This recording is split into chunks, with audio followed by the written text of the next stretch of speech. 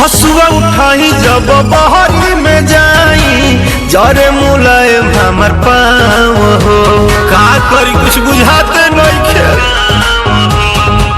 गोर गोर गलिया भी करिया हो जाता मिले ना पीड़ा होता छाव हो।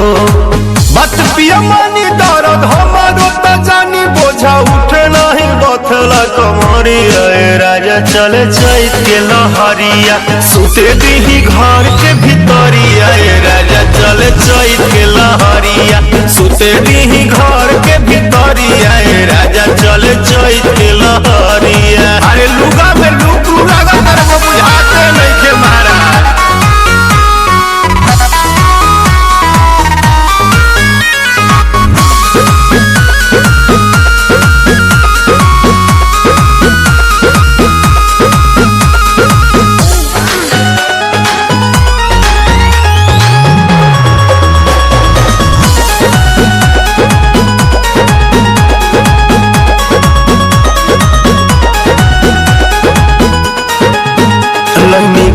न करा के नहीं रखनी लुका के ऊपर रूपवा बिगाड़े मन भीतरी से पे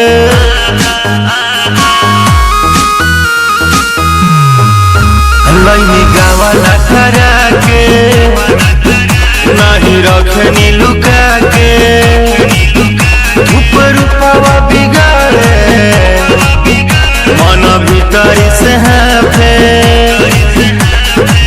कटिया पिटिया से देह भारत न बुझाता रावा नखल शरीरिया राजा चले चैत के लहरिया सुते दिन घर के भितरिया राजा चले चैत के लहरिया सुते दिन घर के भितरिया राजा चले चैत के लहरिया। अरे जाई बहरी एगो ठंडे ले आई।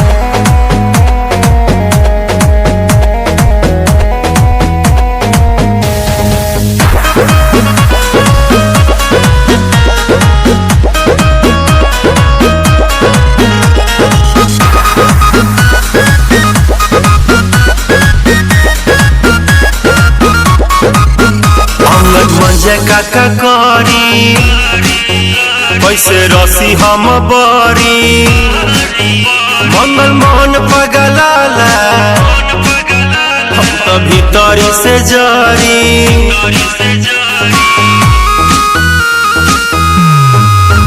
अंगद मंजे काका करी कैसे रसी हम बरी मंगल मोहन पगलाला भीतरी से जारी। रजौरा कैसे लेके चला दूर देश अब चलब नहीं गाँव के डगरिया राजा चले चैत के लहरिया सुते दिन घर के भितरिया राजा चले चैत के लहरिया सुते दिन घर के भितरिया राजा चले चैत के लहरिया सुत जाई संगे